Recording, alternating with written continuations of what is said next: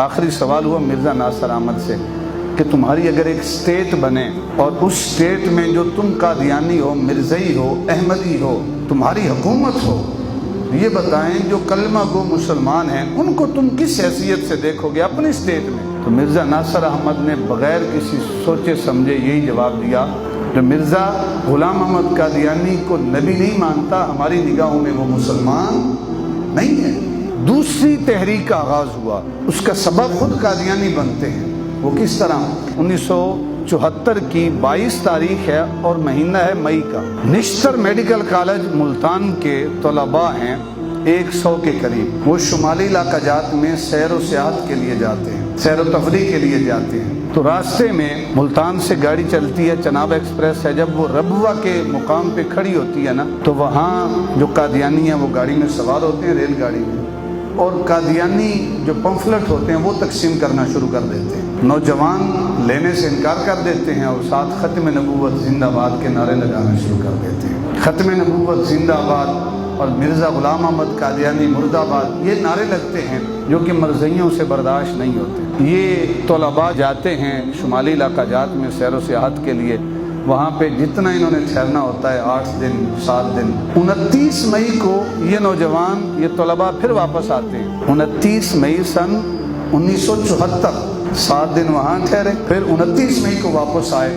جب واپس آئے تو جو مرزئی تھے ان کو 22 مئی کا دن یاد تھا۔ انہوں نے کہا کہ ہم نے ان طلباء سے بدلہ لینا ہے۔ پھر انہوں نے کیا کیا، جو ربوہ سے پہلا اسٹیشن آتا تھا وہاں مرزئیوں کو بٹھا دیا کہ آپ نے پہچان کرنی ہے، شناخت کرنی ہے کہ کس بوگی کے اندر، ٹرین کی کس بوگی کے اندر یہ طلباء بیٹھے ہیں۔ انہوں نے باقاعدہ اس کے اوپر نشان لگایا، اور جب اسٹیشن پہ پہنچی، ربوہ اسٹیشن پہ چناب ایکسپریس، تو جو اسٹیشن ماسٹر تھا اس کا نام ہے سمیع اللہ، وہ بھی مرزئی تھا۔ اس نے اسٹیشن سے پہلے گاڑی کو روک دیا، اور گاڑی کو روک کے تقریباً 5000 کے قریب مرزئی تھے۔ کسی کے پاس ڈنڈا تھا، کسی کے پاس پسٹل تھا، کسی کے پاس کوئی چیز تھی، کسی کے پاس کوئی چیز تھی، اور 100 نہتے جو طلباء تھے ان کے اوپر ظلم و تشدد کرنا شروع کر دیا۔ طلباء نے کھڑکیاں بند کی، دروازے بند کیے۔ انہوں نے کیا کیا، طلباء کو ریل گاڑی سے باہر نکال کے گھسیٹ گھسیٹ کے ان کو مارا، زد و کوب کیا اور تشدد کی انتہا کر دی۔ اور تاخیر کے ساتھ یہ ٹرین چلتی ہے، اور فیصل آباد لہر پور میں جب یہ ٹرین پہنچتی ہے تو وہاں علماء کا، ڈاکٹر حضرات کا اور طلباء کے جمع غفیر ہوتا ہے۔ یہ خبر پورے ملک پاکستان کے اندر پھیل جاتی ہے، اور وہاں سے ایک تحریک کا آغاز ہوتا ہے جس کو مجلس عمل تحفظ ختم نبوت تحریک کہا جاتا ہے۔ اس تحریک کا باقاعدہ اعلان 9 جون کو ہوتا ہے۔ 29 مئی کو واقعہ پیش آیا، اور 9 جون کو باقاعدہ جو ہے اس تحریک کا اعلان کیا گیا۔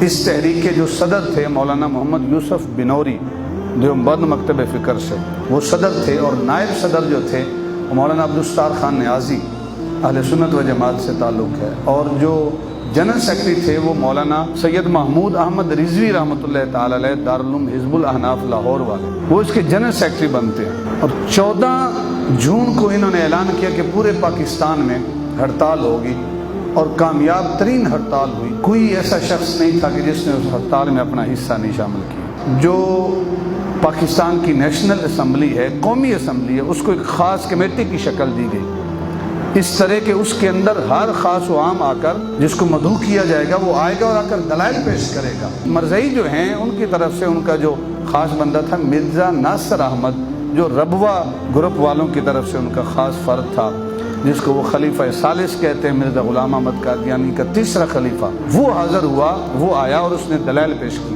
اور جو لاہوری گروپ ہے ان سے الگ بندہ ان کا دلائل دینے کے لیے آیا۔ دلائل چلتے رہے، ادھر حضور کے غلام دلائل دیتے رہے، اور ایک موقع وہ بھی آیا کہ جب ایئر کنڈیشن ماحول ہے، کوئی کھڑکی نہیں ہے، کوئی روشن دان نہیں ہے، مرزا ناصر احمد دلائل دے رہا تھا، جس کاپی کے اوپر اس نے دلائل لکھے ہوئے تھے، ایک پرندے کا پر جو گندگی سے آلودہ ہے وہ کہیں سے گرتا ہے اور مرزا ناصر احمد کے ان پیجوں کے اوپر پڑتا ہے، جس سے وہ پڑھ کے دلائل دے رہا تھا۔ وہ بول کے کہتا ہے کہ آئی ایم ڈسٹرب، میں ڈسٹرب ہو گیا ہوں، مجھے سمجھ نہیں آتا کہ یہ معاملہ کیسے ہوا، کہاں سے یہ گندا پر آیا اور میرے جو دلائل ہیں ان کے اوپر آ کر یہ پڑ گیا ہے۔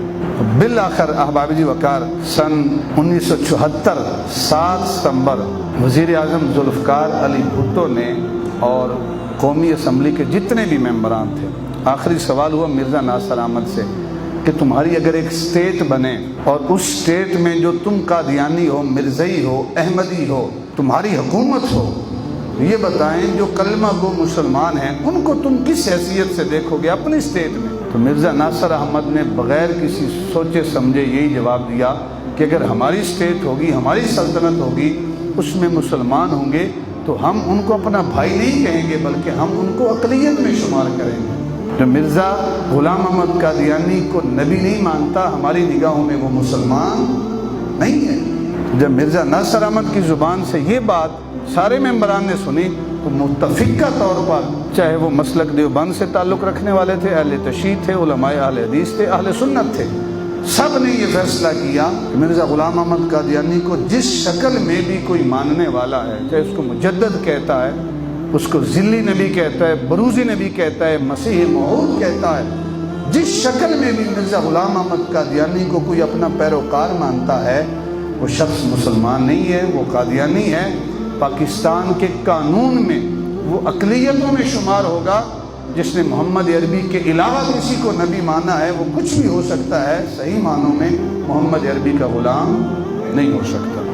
انہیں غیر مسلم اقلیت ڈکلیئر کر دیا۔